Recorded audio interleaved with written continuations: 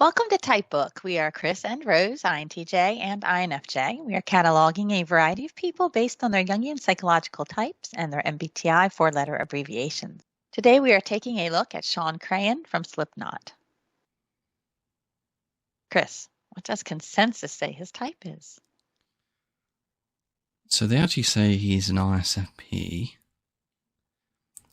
but the confusion is between sensation and intuition. So it's quite close, 57% sensation.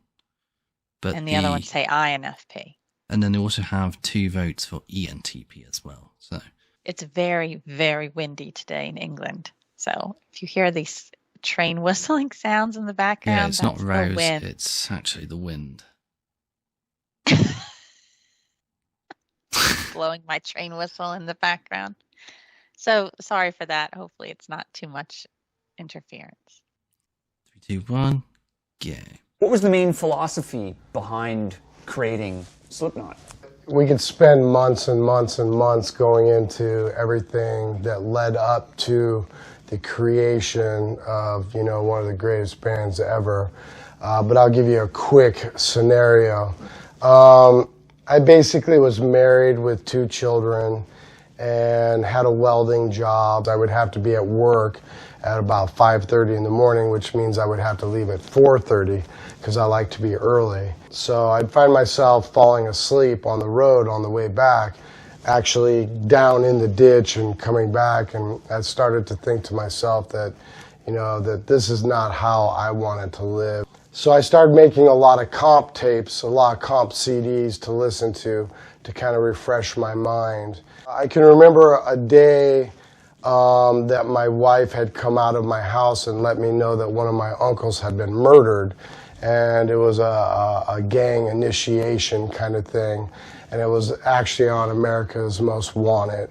And they never found the killers because it was, it was a random, quick thing that happened. I was thinking how short life is and how random life is, and that you really don't know what life is going to throw you. So it kind of was a parallel theme of me falling asleep in the car while having 2 children and a wife. And I can remember cleaning up my shop that day, and my wife was sitting on the back porch, and I remember walking up to her and saying that I was going to get back into music because I had felt that I could reach the most amount of people at once with the message that I felt that I was given in this world to give. And I actually remember telling her that, she was like, okay, cool, you're going to be in a band, you're going to jam, you still got to be here to put the kids to bed and help feed and do these kinds of things. And I was like, you don't understand. I'm going to make the biggest band in the world. I'm going to focus all my energy, and I'm going to tighten up every loose end, from the way we tie our shoes, to the way we play, to the way we look, to the way we act, to the way we talk, to the way we walk into a venue. I'm going to tighten it all up, and it's not going to fail, and it's going to be noticed. And if it's not noticed, I'm going to kick the door in. So what was the message? Okay, let's stop. Stop.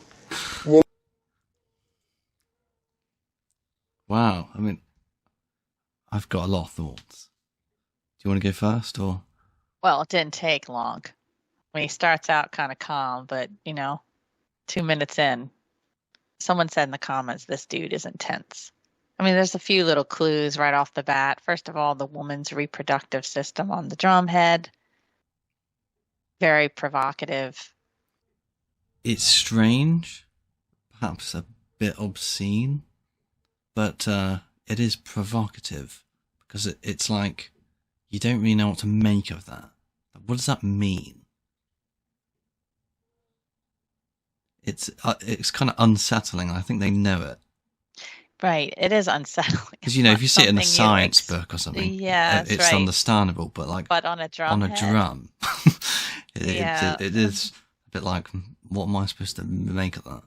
Yes. But that's kind of where they want you. Yeah. That's the thing. They do. The ISFP is very tumultuous. and they kind of want to drag you down into that kind of emotional energy that they have. They want to make you feel. Yes. It's interesting as well, like Kurt Cobain had the whole uterus, no, Right. what was it? The fetus thing, wasn't it? With like the baby fetus, and yeah, they are interesting. And you could say this is like their intuition, their NI, because they do have NI in the lower end of the stack, but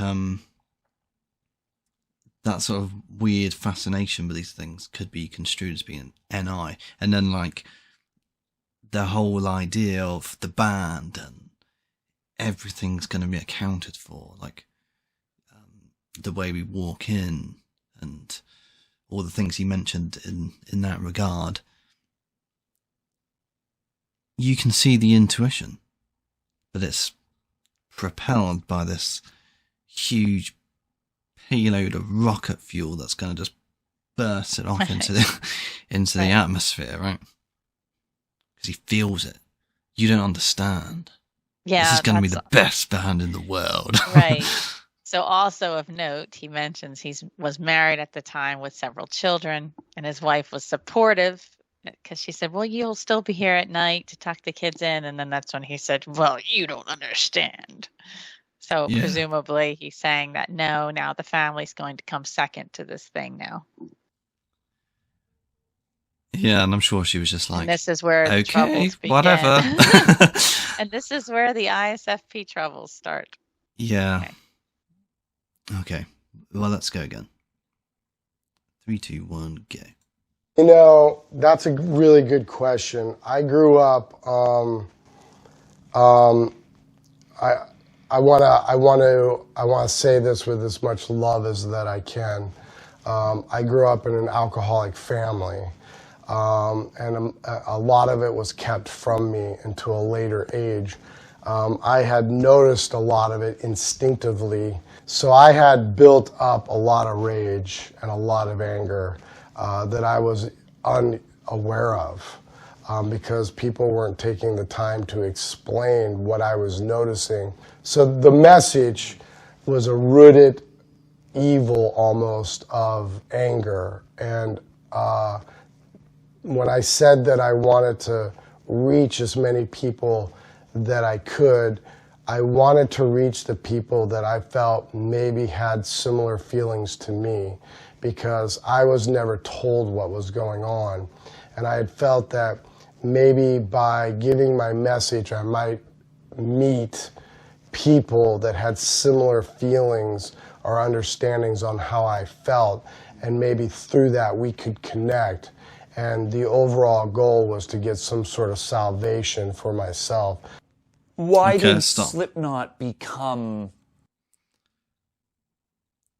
That's so interesting, though. Like, you can see the genius with this type and why they're so artistic.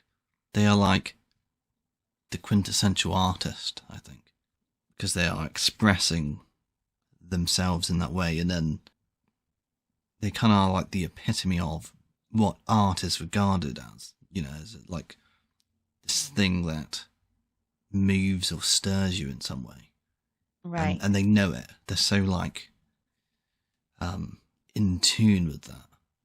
Also, they really want their posse.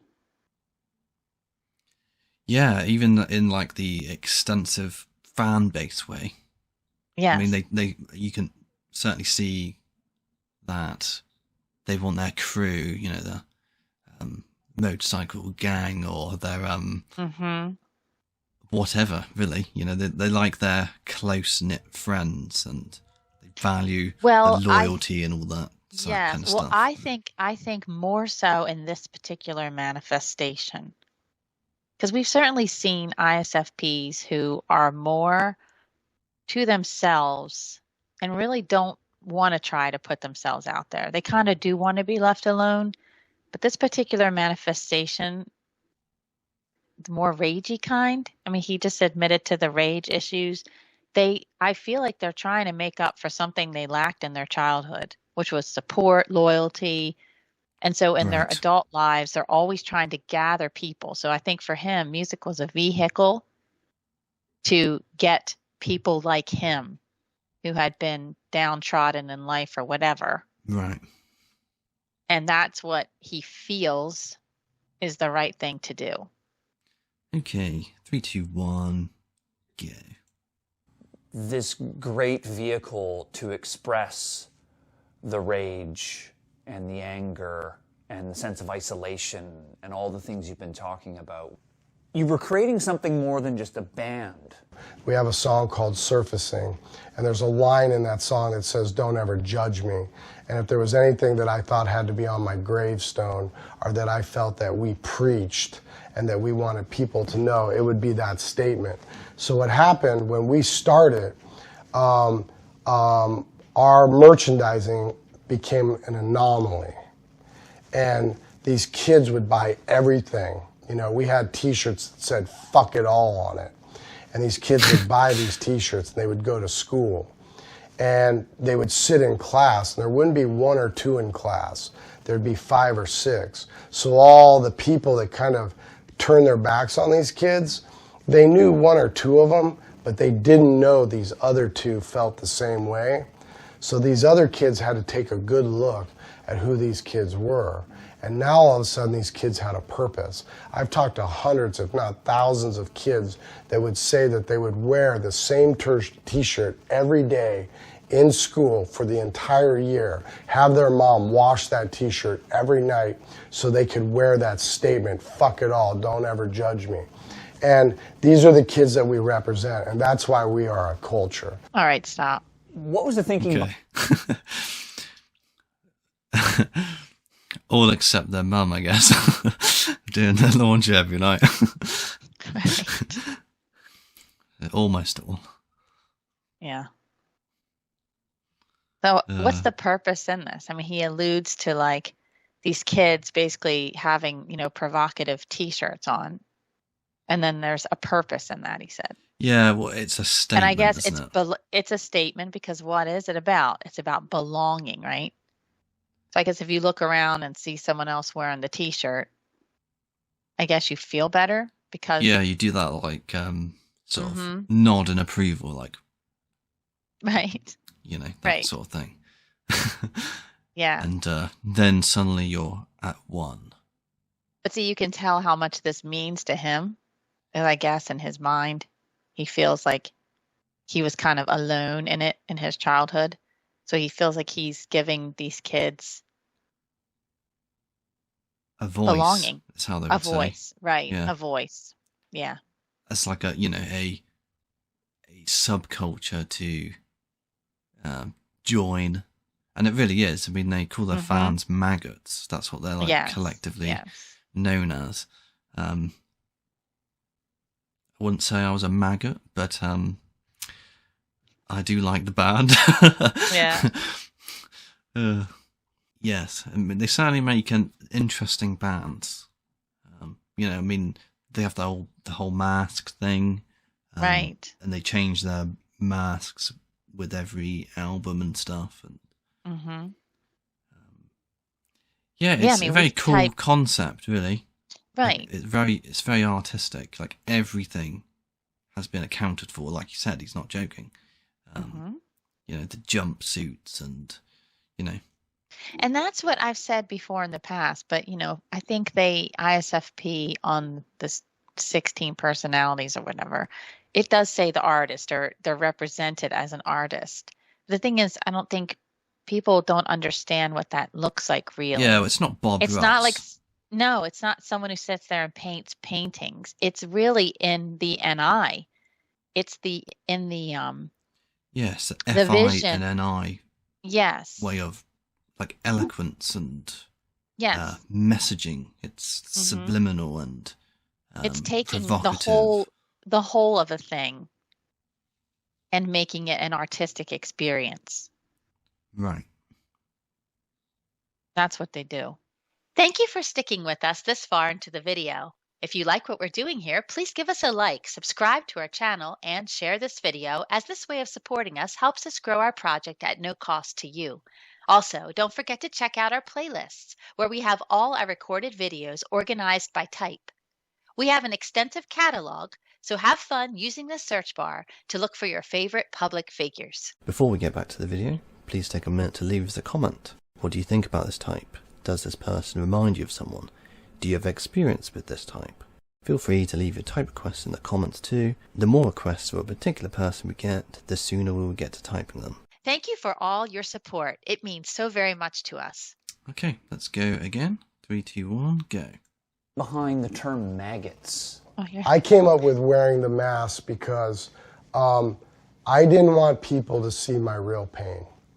I didn't want to be judged on, hey, he wears glasses. This week he has a goatee. This week he has his hair slicked back. I didn't want all that. I wanted to share my own fear behind the mask. So that way you, the fan, could adjust to the symbolism of what I represented. To get back to what you're saying, I noticed very early within my own pain when I was able to take the time to look through my own eye holes and watch these kids, the kids that were the kids that I wanted to connect with. These were the children that I was waiting to meet. These were the kids that felt like I felt. These were my people. And I would notice the way they would move. And I would notice the way that they would get so tight that someone would pop up above and then crowd surf. And if you've ever watched maggots eat something like a deer, they eat straight up and down like this. They're vertical, all right? And they eat going down, so they're eating the meat going down. And they're packed in, just like our fans. And when a maggot would have enough to eat and maybe he wanted to take a break, he would dislodge himself or whatever, let go, and he would fall and he would find himself on top, and then it would roll across the rest, and then the pack would fill in the gap. So it was instantaneous thought in my mind that our kids are like maggots. They're feeding off of us. They might not be feeding off of our death, but they're feeding off of our disgusting way of thinking, our violent nature, our destructive, almost self-destructive nature. But it goes deeper than that. I knew from a very early time, the first record, after dubbing all the kids maggots, there was a bigger picture. I was hoping through my career, through all this anger, through all this violence, through all this hurt, through all this sadness, that I was going to get salvation for myself, that I was going to have a better awareness on oneself, that one day I was going to be okay. Now, if you know anything about a maggot, All right, let's you stop. know that a maggot turns into a... Kind of done with the maggot talk. I mean, it's like, it is disgusting, but like, Yeah. I mean, he's got it all sussed out, it's very artistic and it's very... This is why, just listening to this last 2 minutes, this is why I think INFJ males, for some reason, are very interested in ISFP males. There's a definite draw there. There's some similarities. We'll have to make a video about this separately. But even the way he referenced himself, how he was hiding behind the mask because he didn't want anyone to see his pain, that is so like... Yes. An INFJ, especially a male, would just completely relate to that. There is a small kind of crossover, isn't there? Yes, it's kind of strange, but they come at it from this FI yes. place of like. Well, I knowing. think that's why the INFJ male is drawn to it, because there's something in that we don't have. Right, they're like accepting of their darkness in a way. Mm-hmm. Whereas perhaps the INFJs hide behind it and don't really know what it's all about. Well, I don't know that I think it's just it takes time to really know what it's all about. Yeah. And part of discovering it is probably watching people like this. Yeah, I mean, he knows what it's all about. Like, yeah, he does. Like, wow. Mm-hmm. He's very intelligent and eloquent on himself, Yes. Perhaps, struggle for him is how to get it out there and how to make it something positive for all maggots, you know? Right. Yeah. I think the struggle for him is not to get sucked into the vortex of the darkness. Like at some point, and I think this is a struggle for these ISFP males, especially these more like ragey kind of manifestations. You know, they kind of it's like a self-feeding thing. You know what I'm saying? Okay, explain. Well, if you're always looking at the darkness and you never see the light, and I think that can be the problem with them sometimes. Right. Well, you know, this band is quite notorious for right. bad blood between the members and, you know, fighting and aggression. Right. And, so I guess what I'm saying is that he's saying it's salvation for him, but then looking in from the outside, someone else might say it's very toxic. Yeah, certainly is. Like a lot of abuse and kicking out members, and you know, it's so that's my point. This is my point. I think they get so attached to the feeling of the brokenness that they can't ever break away from it. It becomes like an addiction in a sense, like addicted to the darkness. Right. Yeah, I mean the band really does mirror like Nirvana in a way, you know, with Kurt Cobain, and they're very similar, you know, very like sort of broken and addicted to the darkness of their own selves. Right. And I think that, you know, when you get into that place, you really end up not being able to break free or reaching what he says, salvation. Like that doesn't, I think it's the feeling is more in the romanticism of maybe getting there someday. And I think if they would ever really arrive there, they would feel like they lost something, you know? Yeah, I'm not sure. I feel like it's just like, hey, look, I'm broken and dark in some way, and my salvation is getting it out, like catharsis, you know, that sort of thing. I'm not sure they want to like be happy. Right. You know, I'm not sure like the goal is to be you know, white picket fence kind of thing, you know. I mean, he said it himself to his wife, you know, oh, you don't understand, I'm making the best band in the world and I'm not going to be here to tuck the kids in, you know what I mean? Like, he's kind of chosen his path, really. Well, that's what I'm saying. I think that there's satisfaction in the unsatisfaction. Right, in the artisticness. Which I understand, like, you know, I certainly make the best art when I'm triggered in some way. I don't really have the impetus to do it otherwise. And so I understand, you know, the artist that is sort of tormented artist. Yeah, the tormented artist. Yeah, that's it. Yeah. This is the tormented artist. It's the ISFP. It might be the Vincent van Gogh, you know. Vincent van Gogh. Well, we say goth here. I don't know what it is for real, but you know, any Dutch people, enlighten us, please. How do you say this? But well, yeah, he certainly seems like an ISFP. He's that same kind of tortured soul, you know? Yes. And who was it that we typed? Oh, it was Ariel Pink. And he basically said that he never wanted to arrive because it would be all over. Yeah. They're also just incredibly similar. Yes, you know? I know. All of them. Eminem, controversial, you know, they're all the same. This kind of manifestation, at least. They're not all. Right.